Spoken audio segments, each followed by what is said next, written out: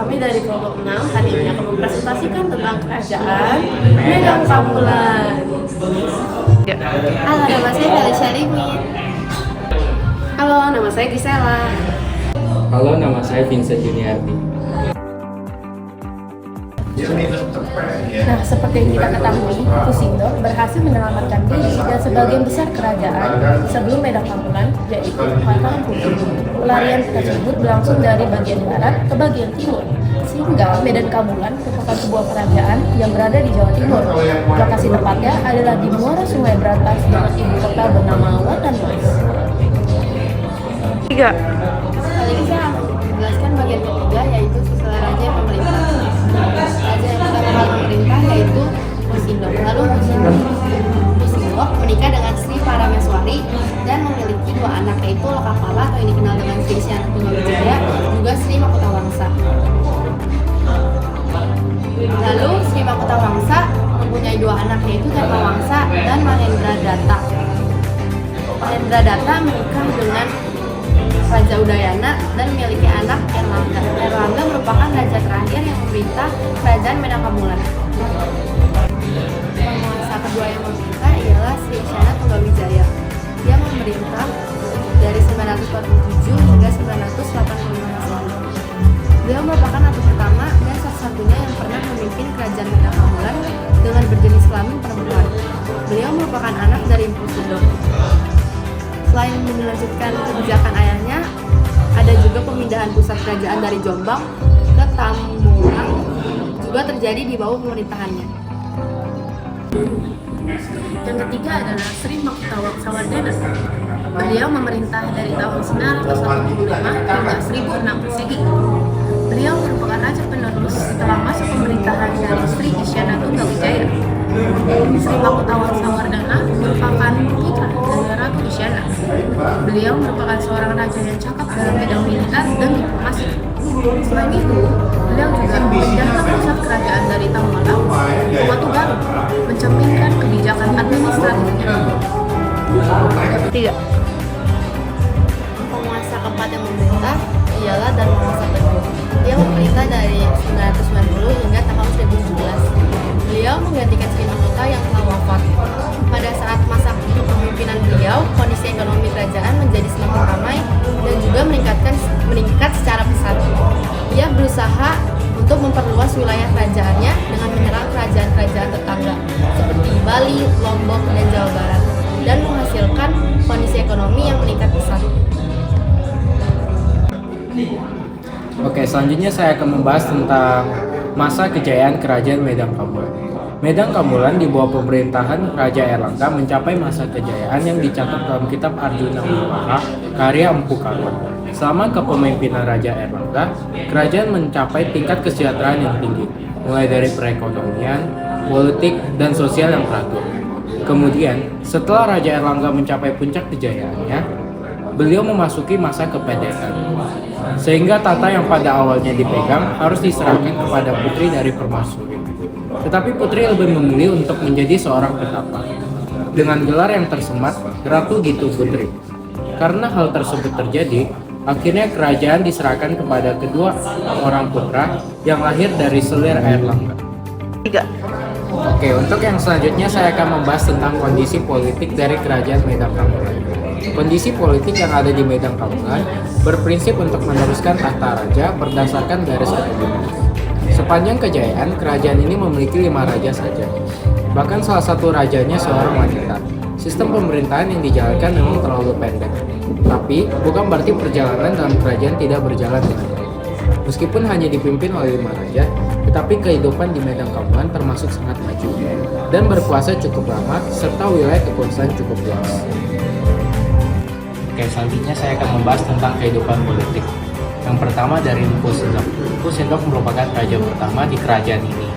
Empu Sidok memerintah selama 20 tahun dengan berbagai kebijaksanaannya. Yang pertama, ada membangun bandung atau tanggul untuk pengairan. Yang kedua, melarang masyarakat menangkap ikan pada siang hari guna pelestarian sumber daya alam. Yang ketiga, Empu Sidok juga memerintahkan usaha pengubahan kitab Buddha Mahayana menjadi kitab Samgyang Kah Mahayandika. Sekarang saya akan menjelaskan kehidupan politik periode Dharma Wangsa. Setelah Empu Sindok, Medang Kamulan diteruskan oleh Dharma Wangsa Teguh yang juga merupakan cucu dari Empu Sindok. Selama memerintah, ia berusaha meningkatkan kesejahteraan rakyatnya. Usaha tersebut antara lain dengan meningkatkan pertanian dan perdagangan. Usaha untuk meningkatkan perdagangan mengalami kesulitan karena perdagangan di kawasan perairan Jawa dan Sumatera masih dikuasai Kerajaan Sriwijaya. Pada tahun 1003 Masehi, Dharma Wangsa mengirimkan tentaranya untuk merebut pusat perdagangan di Selat Malaka dari kekuasaan Sriwijaya. Namun sayangnya serangan itu gagal. 3. Oke, selanjutnya setelah Dharma Wangsa ada Raja Erlangga. Raja Erlangga adalah putri Raja Bali bernama Udayana yang menikah dengan Mahendra Datta, saudari dari Raja Dharma Wangsa. Pada waktu pesta pernikahan, secara tiba-tiba datang serangan dari kerajaan Wurawuri, kerajaan bawahan Sriwijaya, yang menewaskan Dharma Wangsa dan keluarga. Ketika terjadi peristiwa, Airlangga lolos dari pembunuhan. Selama di pengasingan, Airlangga mendapatkan gelembangan dari para brahmana dan dinobatkan menjadi raja. Akhir Airlangga berusaha memulihkan kewibawaan kerajaan Medang secara berturut-turut. Airlangga berhasil menaklukkan raja-raja bawahan seperti Pasang. Sriwijaya seperti bisa Prabawah ditaklukkan tahun 1029 Masehi. Raja Wijaya Warmana dari Wengker tahun 1034 Masehi. Raja Adama Panuda tahun 1031 Masehi, termasuk Wurawuri pada tahun 1035 Masehi. Setelah berhasil memulihkan kewibawaan kerajaan, Airlangga memindahkan ibu kota kerajaan Medang ke Kahari. Sekarang saya akan menjelaskan kondisi ekonomi dari Kerajaan Medang Kamulan. Yang pertama, mata pencaharian. Secara singkat, ekonomi di Kerajaan Medang Kamulan mengandalkan sektor pertanian terutama budidaya padi dan juga perdagangan maritim. Yang kedua, alat tukar. Belum diketahui secara pasti alat tukar pada masa Kerajaan Medang Kamulan. Tetapi dikarenakan lokasi Kerajaan Medang Kamulan di Pulau Jawa, maka kemungkinan besar koin perunggu dari dinasti Tang yang sering digunakan pada masa Jawa kuno sebagai alat tukar perdagangan. Kemudian kondisi sosial budaya Kerajaan Medang Kamulan. Sistem kepercayaan rakyat Medang Kamulan berawal dari Empu Sindok. Beliau adalah keturunan Sanjaya yang memiliki penganut Hindu Siwa, sehingga Kerajaan Medang masuk dalam Kerajaan Hindu. Namun ada informasi dari prasasti peninggalan Medang Kamulan yang menyatakan jika Airlangga menganut Hindu Waisnawa atau Wisnu yang didukung oleh adanya Arca Wisnu menaiki Garuda. Jika memang benar, maka Medang Kamulan yang semula menganut agama Hindu Siwa berubah menjadi Hindu Waisnawa. Kehidupan sosial Kerajaan Medang Kamulan sudah teratur. Dalam kehidupan sosial masyarakatnya dibedakan dalam pembagian kasta, yaitu dalam masyarakat Hindu. Di samping itu juga berdasarkan kedudukan seseorang di dalam masyarakat, baik kedudukan dalam struktur birokrasi maupun kekayaan material. Nah, yang terakhir itu tentang budaya Kerajaan Medang Kamulan. Sindok atau Empu Sindok memang orang yang hebat dan peduli akan budaya. Sedangkan untuk kerajaan terakhir, yakni Airlangga, beliau juga menghargai seluruh karya sastra para penjaga. Kepedulian tinggi yang diberikan Airlangga untuk rakyatnya, terlebih kepada para sastrawan, membuat Empu Kanwa mampu menghasilkan karya yang luar biasa yang sangat populer hingga sekarang, yaitu Kisah Arjuna Wihawa. Tidak hanya itu, ada pula cerita pewayangan Ramayana Mahabharata dan kesenian wayang kulit seperti yang pernah Anda lihat sampai sekarang ini. 3. Oke, selanjutnya kita akan membahas tentang penyebab keruntuhan Kerajaan Medang Kamulan. Pada tahun 1042, Airlangga mengundurkan diri dari kerajaan, lalu hidup sebagai petapa yang bernama Resi Gentayu atau Jatinindra. Hingga akhir pemerintahannya, Airlangga menyerahkan kekuasaannya kepada putrinya yang bernama Sanggrama Wijaya Tunggadewi. Akan tetapi, putrinya lebih memilih menjadi petapa yang bernama Ratu Gitu Putri, sehingga tata beralih kedua putri Airlangga dari seorang selir. Untuk menghindari perang saudara, maka Kerajaan Medang Kamulan dibagi menjadi dua oleh Empu Bharada. Yang pertama ada Kerajaan Janggala, di sebelah timur diberikan kepada putra sulungnya yang bernama Garasakan, dengan ibu kota di Kahuripan, meliputi daerah sekitar Surabaya sampai Pasuruan. Selanjutnya ada Kerajaan Kediri di sebelah barat diberikan kepada putra bungsunya yang bernama Samara Wijaya. Dengan ibu kota di Kediri, meliputi daerah sekitar Kediri dan Madiun. Saya akan membahas tentang sumber sejarah dari Kerajaan Medan Kamulan. Sumber sejarahnya itu banyak. Ada 11 prasasti. Yang pertama, Prasasti Anjuk Ladang pada 937 Masehi.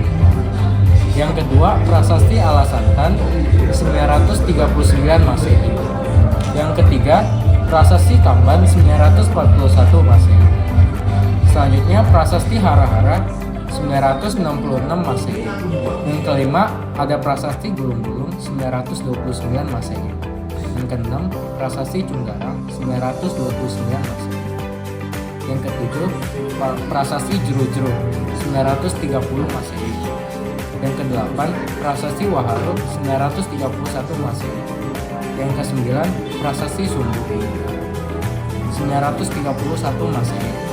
Yang ke-10, Prasasti Luring 935 Masehi. Yang ke-11, Prasasti Puncalan 936 Masehi. Yang terakhir adalah peninggalan Kerajaan Medan Kamulan, dibagi menjadi 3. Yang pertama itu prasasti. Prasastinya berisi informasi tentang sejarah politik, agama, budaya, dan hukum kerajaan tersebut. Prasasti-prasasti ini ditulis dalam bahasa Jawa kuno dan menggunakan aksara Palawa atau Kawi. Berikut beberapa prasastinya.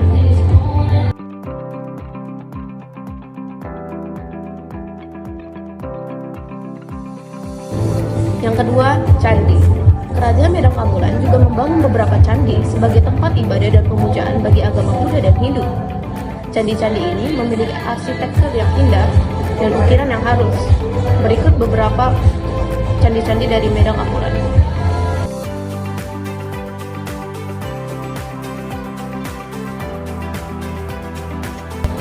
Nah, yang ketiga ini karya sastra. Kerajaan Medan Kamulan juga menghasilkan beberapa karya sastra yang menjadi pesona budaya Jawa kuno. Berikut beberapa karya sastranya.